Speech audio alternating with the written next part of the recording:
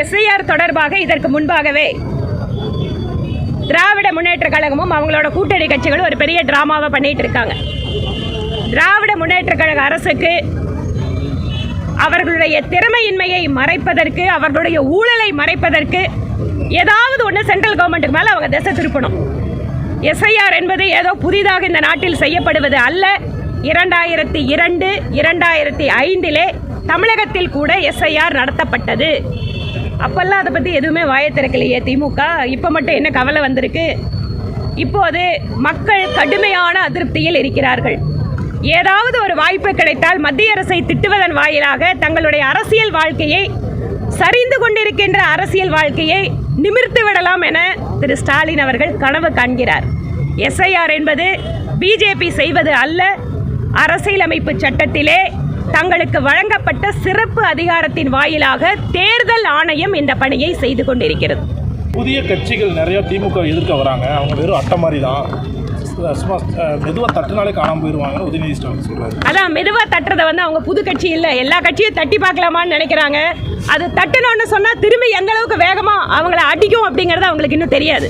தேர்தல் காலத்தில் ஒன்றா பயணிக்க போகிற ஒரு சூழலில் அதிமுகவுக்கு அவங்களுக்குள்ள இந்த செங்கோட்டையனோட விவகாரம் பெரிய பிரச்சனையாக போயிருக்கு. உங்களுடன் கூட்டணியில் இருக்காங்க ஆனால் அவங்க கூட நாங்கள் பாஜக எந்த பேச்சுவார்த்தையும் நடத்தலை, அவங்க கட்சி விவகாரத்தில் தலையிட மாட்டோம் அப்படிங்கிற மாதிரிலாம் நீங்கள் சொல்லியிருந்தீங்க. ஆனால் செங்கோட்டையன் பிரஸ் மீட்டில் என்னை பாஜகவினர் அழைத்தார்கள், இணைந்து செயல்படுவதற்காக அறிவுறுத்தினார்கள் அப்படின்னு பேசியிருக்காரு. இல்லை, கரெக்ட். அவர் சொல்லியிருக்காருன்னு சொன்னால் அவர் அதில் யார் அவரை அழைத்தார்கள், கட்சியில் அதிகாரப்பூர்வமாக யாராவது தொடர்பு கொண்டாங்களா அப்படிங்கிற விஷயத்தை அவர் தான் வெளிப்படையாக சொல்லணும். எங்களை பொறுத்த வரைக்கும் எங்களுக்கு அதிமுகவோட கட்சி விவகாரங்களில் தலையிடுறதுக்கு எந்த விதமான எண்ணமும் கிடையாது. எங்களுக்கு கொடுக்கப்படக்கூடிய டைரக்ஷனும் டெல்லியிலேருந்து அதுதான். அது அவங்களோட கட்சி, அவங்க நம்மளோட கூட்டணியில் இருக்காங்க. கூட்டணி அப்படிங்கிறது இன்னைக்கு நம்ம பலமாக எடுத்துகிட்டு போகணுங்கிறதா எங்களுக்கு கொடுக்கப்படுற தகவல். கரூரில் பாதிக்கப்பட்ட மக்களை விஜய் நேரில் சந்திச்சதுக்கு அப்புறம் இப்போ அவருடைய ஜனநாயகன் பட சம்பந்தமான பாடல்கள் நிகழ்ச்சிகள்லாம் வெளியேற ஆரம்பிச்சிருச்சு.